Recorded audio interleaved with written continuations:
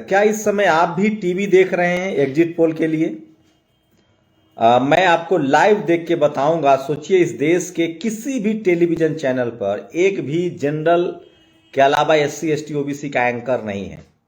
कोई भी चैनल उठा के देखिए, एनडीटीवी दिखा लीजिए, न्यूज़ 24 देख लीजिए, या आप नवभारत टाइम्स देख लीजिए। इस देश के 90% आबादी का एक भी एंकर नहीं है। नमस्कार, मैं शंभू कुमार सिंह और आप देख रहे हैं नेशनल दस्तक। और हमारे समाज, दलित, पिछड़े, किसान, आदिवासी, अल्पसंख्यक लोग जो हैं अभी भी वो टीवी देख रहे हैं। आज अखिलेश यादव ने एक पत्रकार को कहा कि एक समय आएगा जब तुम्हारे जैसे लोगों को लोग कपड़ा खोल के मारेंगे। मैं सुनाऊंगा उस वीडियो को। और सोचिए विडंबना कि एक भी चैनल नहीं है ऐसा जिस पर दलित, पिछड़े, अल्पसंख्यक समाज के कोई प्रवक्ता भी हो या विश्लेषक भी हो। तो एग्जिट पोल के नाम पर इस देश की मीडिया में सब के सब सवर्ण पत्रकार हैं। और वो सोचिए, ये पत्रकारिता में एससी एसटी ओबीसी क्यों जरूरी है? आप लोग उसको देख रहे हैं, सारे सवर्ण पत्रकार है। कोई चैनल, जितने चैनल, अब तो अखबार वाले भी अपना यूट्यूब चैनल चला रहे हैं, वहां कोई एससी एसटी ओबीसी नहीं है जो आपकी बात करे। लेकिन सोचिए, सोशल मीडिया की ताकत है, ये आपकी ताकत है।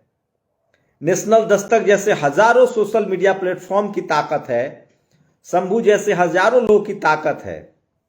और शुक्रिया दिलीप मंडल जैसे लोग जिन्होंने एससी एसटी ओबीसी को सोशल मीडिया पर स्टैब्लिश किया, उन लोगों की ताकत है कि अब झारखंड और महाराष्ट्र में मुख्यमंत्री एससी एसटी ओबीसी ही बनेगा। हमसे लिखवा लीजिए।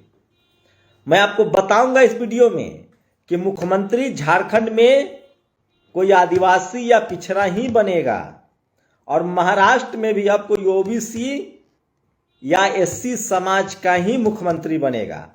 ये हमसे गांठ बंधवा ली। लेकिन सोचिए, आप जज बन सकते हैं, आप मुख्यमंत्री बन सकते हैं, आईएएस बन सकते हैं, लेकिन टीवी अखबार में आपका रिप्रेजेंटेशन नहीं है। सोचिए, मैं देख रहा हूं प्रवक्ता, बीजेपी के प्रवक्ता एक चैनल पर, ये टाइम्स नाउ का चैनल है, धनंजय गिरी, ये बीजेपी का प्रवक्ता है।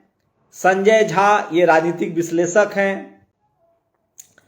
तो सोचिए, और वरिष्ठ पत्रकार के नाम पर कौन है भैया? अवधेश कुमार, ये भी ब्राह्मण समाज से हैं। तो तमाम सारे चैनलों पर, अब मैं आज तक बता रहा हूं, न्यूज़ 24 पर आ रहा हूं, यहां मानक गुप्ता, अब समाजवादी पार्टी के एक संजय काका जो ओबीसी कम्युनिटी से हैं वो हैं, शीतल पी सिंह है। तो तमाम चैनलों पर, अब आज तक पर बता दे रहा हूं, आज तक पर, इसलिए मैं कह रहा हूं कि ये सब लोग क्या दिखाएंगे इसका अंदाजा लगा लीजिए। आज तक जैसे ये देखिए, ये जो चैनल है, एक जो आप यूट्यूब आप लोग देखते हैं 4 PM जो रोज सरकार गिराता है, संजय शर्मा ब्राह्मण समाज से हैं। ये थोड़ा बहुत एससी एसटी ओबीसी के लोगों को लाते हैं, वहां अशोक भारती हैं, तो थोड़ा बहुत। लेकिन सवाल है कि वो भी आजकल वही बैठी, या तो कांग्रेसी या बीजेपी है। बहुजन समाज, सपा, बसपा, आरजेडी, जेडीयू की कोई बात नहीं करता है। तो ये तमाम जो चैनल्स है, श्वेता सिंह का जो चैनल है, माफ कीजिएगा, आज तक जैसा चैनल, उस पर भी पैनलिस्ट का नाम बता दूंगा कि वो लोग कौन है। तो सारे चैनलों पर एससी एसटी ओबीसी के एक भी आदमी नहीं है। प्रेम शुक्ला, ये शुक्ला जी हैं। उसके बाद आशुतोष हैं, वो भी जनरल कैटेगरी से हैं। तो नाम जैसे जैसे आएगा मैं बताता जाऊंगा। तो ये सारे चैनलों पर ये सब डिस्कस करना बहुत जरूरी है। एनडीटीवी आप ले लीजिए, एनडीटीवी पर तो अभी खबर चल रही है, लाइव नहीं आ रहे हैं। तो धीरे धीरे मैं आपको सारे यहां भी देखिए, वरिष्ठ पत्रकार राजेंद्र तिवारी, तो और एंकर कौन है? सो देखिए, एंकर जो हैं वो हैं अनंत भट्ट। तो पूरा का पूरा मीडिया जो है वो गैर सवर्ण समाज का भरा हुआ है, गैर सवर्णों का बिल्कुल मीडिया नहीं है। और इसलिए मीडिया हवा बनाती है और हम लोग सिर्फ दर्शक हैं। इसलिए मैं आप लोगों से गुजारिश कर रहा हूं कि सिर्फ दर्शक मत बनिए। जहां एससी एसटी ओबीसी के एंकर ना हो, पत्रकार ना हो, विश्लेषक ना हो। हम लोगों ने सोशल मीडिया खड़ा किया, इसके बाद हम लोगों ने खबरें चलाई, उसके बाद भी सोचिए किस तरह से राजीव रंजन श्रीवास्तव, आप डीबी लाइव देखेंगे, ये प्रो कांग्रेसी चैनल है, वो आप डीबी लाइव देखेंगे, वहां भी श्रीवास्तव, झा, शर्मा, वर्मा मिलेंगे। तो इस देश में मीडिया या तो बीजेपी के साथ है, कुछ सवर्ण मीडिया, सोशल मीडिया कांग्रेस के साथ है, लेकिन बहुजन दलों के साथ कोई नहीं है। चाहे एससी, एसटी, ओबीसी, अल्पसंख्यक समाज के जो दल हैं उनके साथ कोई नहीं है। समाजवादी पार्टी हो, बहुजन समाज पार्टी हो, आरजेडी हो, जेडीयू हो, जेएमएम हो, डीएमके हो, इनके साथ कोई नहीं है पत्रकार। तो ये भी मैं आपको समय समय पर मीडिया अवेयरनेस के लिए आपको बताता हूं, और मैं इसीलिए कहता हूं कि सोशल मीडिया ही सच्चा मीडिया है, सोशल मीडिया ही बहुजन मीडिया है, और आपको ये समझना पड़ेगा और ये बहुत जरूरी है।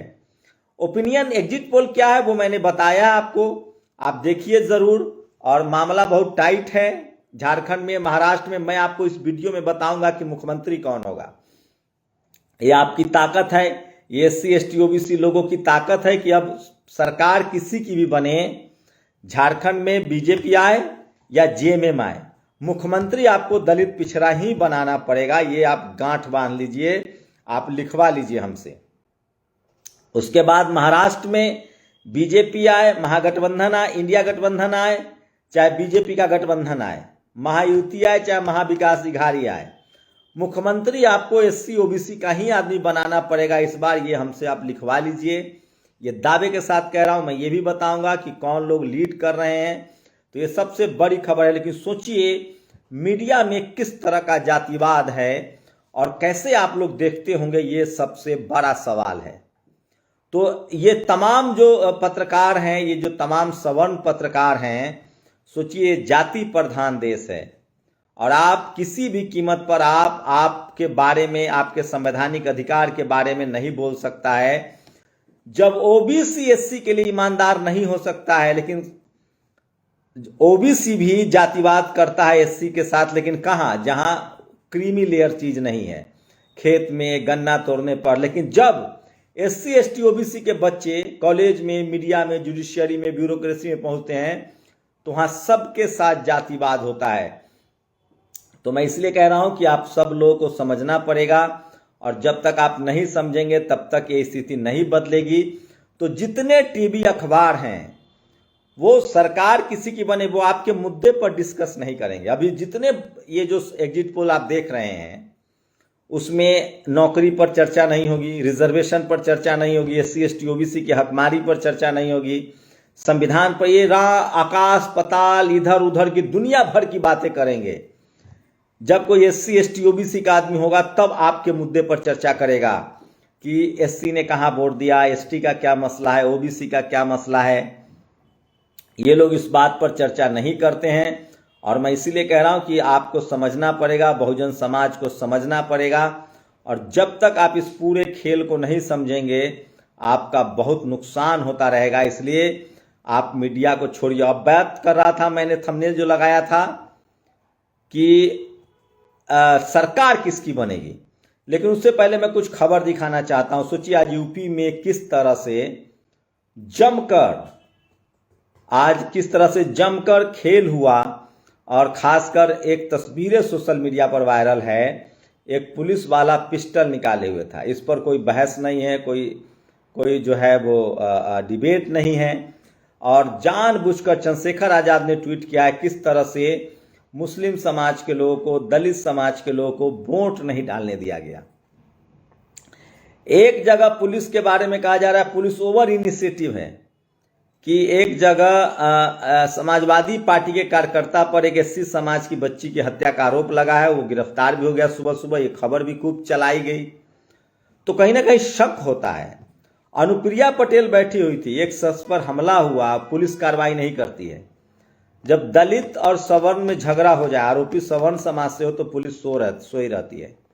पुलिस यूपी में तभी रौद्र रूप करती है, कार्रवाई करती है, जब मामला किसी एससी और मुस्लिम में हो, या एससी और समाजवादी पार्टी में हो। तो ये सबसे बड़ी खबर है। तो ये तो है कि समाजवादी पार्टी जो है वो पुलिस के निशाने पर है, और पुलिस का जो पूरा व्यवहार है वो कहीं ना कहीं सवाल खड़े करता है, और लोगों को लगने लगा है। ये देखिए, ये तस्वीरें जो है वो सोशल मीडिया पर सबसे ज़्यादा वायरल है किस तरह से महिलाओं पर एक पुलिस वाला पिस्टल निकाल रहा है। कई, ये देखिए, ये वो तस्वीरें हैं, ये खुद पीयूष राय ने ट्वीट किया है, this is not from north Korea. ये तस्वीरें हैं। तो अब अलग तरीके का मैनेजमेंट हो रहा है। और ये बात मैं देख रहा था, शीतल पी सिंह जो एक सोशल सेकुलर पत्रकार हैं, वो भी लगातार कह रहे थे। अखिलेश यादव ने ट्वीट किया, मीरापुर के ककरौली थाना क्षेत्र का एसएचओ को चुनाव आयोग तुरंत निलंबित किया जाए, क्योंकि वो रिवॉल्वर से धमकाकर वोटर्स को वोट डालने से रोक रहे हैं। इस तरह के खबरें चलेंगी तो अवेयरनेस आएगा, लेकिन ये खबर डिस्कोर्स में नहीं है, ये बातें नहीं होंगी टीवी अखबार पर। जबकि ये बातें, यही खबर है, आज की सबसे बड़ी खबर है कि क्या पुलिस का सहारा लेकर मैनेज किया जा रहा है। और सोचिए, ये कोई दलित पिछड़ा मुख्यमंत्री नहीं कर सकता ऐसा। अगर आप कोई दलित पिछड़ा आदिवासी अल्पसंख्यक मुख्यमंत्री बन जाए तो वो इतना एसएचओ, इतना एसपी, इतना डीएम कहां से लाएगा, और वो इतना कर भी नहीं सकता है। अगर कोई यही, इसीलिए इस देश में जातिवाद, मनुवाद, एससी एसटी ओबीसी, किसान, अल्पसंख्यक नहीं कर सकते हैं, क्योंकि जैसे ही वो सिस्टम में आएंगे उनके खिलाफ चारों तरफ से आवाजें आने लगती हैं। मीडिया ईमानदार हो जाता है, चुनाव आयोग ईमानदार हो जाता है, टीएन सेशन जैसा लालू यादव को हराना हो, लिंगदो जैसा मायावती जी को चुनाव हरवाना हो, एक चपरासी से लेकर चीफ जस्टिस तक, हाई कोर्ट, सुप्रीम कोर्ट, सब सुओ नोटिस लेने लगता है। तो इस देश में सपा की शिकायत पर इसी के एक्शन 7 पुलिसकर्मी सस्पेंड है। तो मैं इसलिए कह रहा हूं कि इस देश में दलित, पिछड़ा, किसान, आदिवासी चाहे भी तो जातिवाद नहीं कर सकता है। वो कहां से लाएगा अपनी जाति का थानेदार, पुलिस, एसपी, डीएम, एसडीएम? नहीं ला सकता है, कहां से लाएगा? लेकिन इस देश में जनरल कैटेगरी का ओवर रिप्रेजेंटेशन है, मीडिया में, जुडिशियरी में। पत्रकार कहां से लाएगा? सोचिए, इस देश में पत्रकार किस तरह की रिपोर्टिंग करते हैं जब सत्ता में नीतीश कुमार और आरजेडी की सरकार हो। अब तो ममता बनर्जी के खिलाफ, आम आदमी पार्टी के खिलाफ। तो सबसे बड़ा जातिवाद का जो गढ़ है वो मीडिया है। और ये देखिए, ये तस्वीरें देखिए, मुस्लिम समाज के लोग ने कैमरे पर कहा कि उनको वोट नहीं गिराने दिया जा रहा है, उनकी आइडेंटिटी चेक की जा रही है। चंद्रशेखर आजाद ने कहा ये लोग, इस पर बहस होनी चाहिए थी। क्या इस पर बहस होगा? क्या इस पर टेलीविजन अखबार बहस करेगा? क्यों करेगा? इक्का दुक्का जो सवर्ण मुस्लिम पत्रकार हैं वो नौकरी बचा रहे हैं, चुप हैं। तो इन लोगों का ठीक, जो सवर्ण मुस्लिम पत्रकार हैं और जो सवर्ण टीवी अखबार वाले हिंदू पत्रकार हैं, उनका सेटिंग गेटिंग है। मुगल के दौर में इनका काम चल रहा था, बीजेपी के दौर में उनका काम चल रहा है। पीछे कौन जाते हैं? जो 90% ओबीसी जो मुस्लिम में जो ओबीसी हैं, हिंदू में जो एससी एसटी ओबीसी हैं, आदिवासी हैं, ट्राइबल है, पिछड़े हैं, वो पीछे जाते हैं। और जब तक, इसलिए मैं कह रहा हूं, जब तक एससी एसटी ओबीसी के लोग चपरासी से लेकर चीफ जस्टिस तक नहीं बनेंगे, तब तक आप टीवी में सिर्फ दर्शक हैं। जब से नेशनल दस्तक जैसा प्लेटफॉर्म आया है, बहुजन समाज का प्लेटफॉर्म आया है, बहुजन समाज के चैनल्स आ रहे हैं, टीवी अखबार आ रहे हैं, तब से ये जातिवादी, मनुवादी लोग अब क्या करते हैं, आपके नेताओं को टीवी पर बैठाते हैं, अखबारों पर बैठाते हैं, ताकि आप उनको देखें। ये लड़ाई एंकर बनाने की है, पत्रकार बनाने की है, ये लड़ाई रिपोर्टर बनाने की है, जो लाखों की नौकरी है, संपादक बनाने की है, अपने अपने मीडिया हाउस खोलने की है। और जब तक आप ये नहीं करेंगे तब तक आपके साथ खेला होता रहेगा। सोचिए, महाराष्ट्र में विनोद तावरे के साथ क्या हुआ। कहा जा रहा है कि ये देखिए, ये बंडारू लक्ष्मण और विनोद तावरे की तस्वीर है। कहा जा रहा है कि विनोद तावरे को उनके ही पार्टी के एक जाति विशेष के नेता ने फंसवा दिया, और बेचारे वो मुख्यमंत्री के कैंडिडेट थे, तो उनको रास्ते से हटा दिया गया है। लेकिन मैं एक बात कह रहा हूं, हरियाणा में भी ओबीसीएम बना था। धीरे धीरे एससी एसटी ओबीसी के लोग अब जग रहे हैं, और कांग्रेस हो चाहे बीजेपी हो, एससी एसटी ओबीसी के बगैर राजनीति नहीं चलेगी। झारखंड में या तो जेएमएम जीते तो भी आदिवासी मुख्यमंत्री, या बीजेपी जीते तो भी पिछड़ा या आदिवासी मुख्यमंत्री ही आपको देना पड़ेगा। महाराष्ट्र में भी अब लगभग यही है। अगर बीजेपी जीतती है तो ओबीसी मुख्यमंत्री पक्का है, हमसे लिखवा लीजिए। क्योंकि अगर बीजेपी को आगे लंबी राजनीति करना है तो वो मराठा वोट को काट कर, मराठा वहां जनरल में आते हैं, वो कुंबी और ओबीसी वोट जो वोट है उस पर साधने के लिए अगला चुनाव भी जीतना है ना, तो ओबीसी मुख्यमंत्री होंगे या फिर एससी समाज से। और अगर कांग्रेस की सरकार बनती है कांग्रेस जीतती है, कांग्रेस गठबंधन, तब हो सकता है कि कोई मराठा सीएम हो, लेकिन इसकी भी कम संभावना है। हो सकता है महाराष्ट्र में इस बार एससी समाज से कोई महागठबंधन, तो बीजेपी के जीतने पर तो ओबीसी मुख्यमंत्री होगा, ये हमसे लिखवा लीजिए। शिंदे पहले ही रेस से हट चुके हैं, उन्होंने कहा फडणवीस के नाम पर तो सहमति नहीं बनेगी, फिर तो कोई मराठा या कोई ओबीसी या एससी ही मुख्यमंत्री बनेगा, फडणवीस तो मुख्यमंत्री नहीं बन पाएंगे, इस नाम पर सहमति नहीं होगी, हमसे लिखवा लीजिए। और झारखंड में भी अगर बीजेपी जीतती है तो भी वहां ओबीसी या आदिवासी ही मुख्यमंत्री होगा, ये पूरी तरह से तय है। ये सरकारी तंत्र कानून को अपनी बपौती समझ रखा है, लोकतंत्र को रोकना चाह रहे, वोटरों को गन दिखाकर डरा रहे हैं, इसके खिलाफ कानूनी कार्रवाई होनी चाहिए। कौन करेगा कानूनी कार्रवाई सर? सारा सिस्टम में वही जो बैठे हैं, जिनको मैं क्या कह रहा हूं, एससी एसटी ओबीसी का कोई मुख्यमंत्री भी बन जाएगा तो जातिवाद नहीं कर पाएगा। तो हरियाणा हो, झारखंड हो, अब एग्जिट पोल की मैं बात बता रहा हूं, मैं फिर बता रहा हूं, झारखंड में हेमंत सोरेन, कल्पना सोरेन ने मैजिक कर दिया है और मिली जुली सरकार, उनकी गठबंधन की सरकार बनेगी और आजसू भी मजबूत होगा झारखंड में। रही बात महाराष्ट्र में, तो महाराष्ट्र में भी बीजेपी के लिए मुश्किल है और कांग्रेस गठबंधन वहां ज्यादा दिख रही है, लेकिन जो भी जीतेगी पार्टी, अब आजकल एक नई राजनीति चली है, लाठी भी टूट जाए और सांप भी मर जाए और लाठी भी न टूटे। क्योंकि ईवीएम पर बहुत बहस हो रही है, चुनाव आयोग पर बहुत बहस हो रही है, तो थोड़ा थोड़ा मार्जिन एरर से ही जीतेगा। लेकिन मैं फिर कह रहा हूं, टीवी अखबार मत देखिए, इनका बिल्कुल बोकस है, ये झूठ बोलते हैं, आप देखते हैं, आपका डेटा बर्बाद होता है, आपका समय बर्बाद होता है, न इनके पास कोई जानकारी है, न इनके पास कोई विज्ञान है। ये लोग सिर्फ और सिर्फ इस देश के 90% लोगों के मुद्दे पर डिस्कस नहीं कर रहे हैं। बताइए चुनाव में क्या डिस्कस होना चाहिए? स्कूल, अस्पताल, महंगाई, ये होना चाहिए था ना। इन टीवी वालों ने क्या दिखाया? बटेंगे तो कटेंगे, एक है तो सेफ है, इस पर बहस हो रही थी ना। आपके मुद्दे पर बहस हुई? रोजगार पर, महंगाई पर, बच्चे की नौकरी पर, पढ़ाई पर। ये लोग राष्ट्रवादी कहते हैं, सेना की मजबूती पर बहस हुई। सोचिए, एलन मस्क रोबोट बना रहा है अपने देश के सेना के लिए। मैं इसीलिए कह रहा हूं, सोशल मीडिया ही सच्चा मीडिया है, सोशल मीडिया ही बहुजन मीडिया, इन लोगों पर बिल्कुल भरोसा मत कीजिए। महाराष्ट्र और झारखंड में दलित, पिछड़ा या आदिवासी ही मुख्यमंत्री होगा, चाहे किसी की सरकार बने। और ज्यादा संभावना है कि बीजेपी हार रही है और झारखंड में भी बीजेपी हार रही है, लगभग तय है। लेकिन चूंकि सिस्टम है, अगर बीजेपी जीतती है तो 10-5 सीटों का अंतर, 20-25, 10-15-20 सीटों का अंतर रहेगा। लेकिन 23 तारीख से राजनीति बदल जाएगी। मैं एक बार फिर आपके साथ लाइव जुड़ूंगा, दिखाऊंगा कि कौन चैनल किसको जिता रहा है, उसके बाद उसकी सच्चाई बताऊंगा। पहले आने तो दीजिए, चैनलों को आने दीजिए कि क्या दिखाते हैं एग्जिट पोल। शुक्रिया। नेशनल दस्तक की आपसे गुजारिश है कि अगर इसको बचाना चाहते हैं तो नेशनल दस्तक को सब्सक्राइब करने के लिए रेड कलर के सब्सक्राइब बटन को दबाएं, फिर बेल आइकन की घंटी दबाएं। नेशनल दस्तक को बचाने के लिए बहुत जरूरी है कि हर खबर को शेयर करें, लाइक करें, कमेंट जरूर करें।